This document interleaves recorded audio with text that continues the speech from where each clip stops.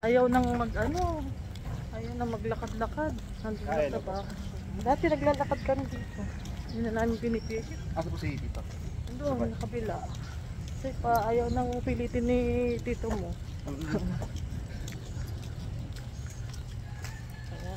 Kanya-kanya na kanyang lakad. Pagkain, yan. Kasama siya sa kain. Mamaya siguro. Kain kami sa... Ang taba, ikaw maganda katawan mo. Takto po. Okay lang yung sa Japan? Okay naman po. Kaso yung mga mga kapo. Iba ugali pag dating.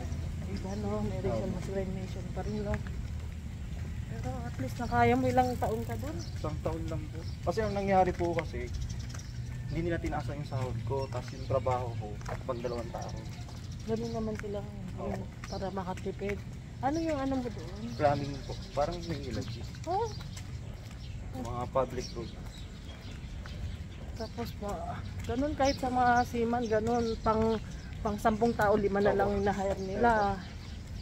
Tiyaga lang kung gusto mo talaga. Pero pag mga kapon po, kunyari, nag-effort lang doon. Ayun yun iba Iba-iba ang nila sa Pilipino. Kahit hindi mo na nga trabaho, pinapatrabaho pa lang nila.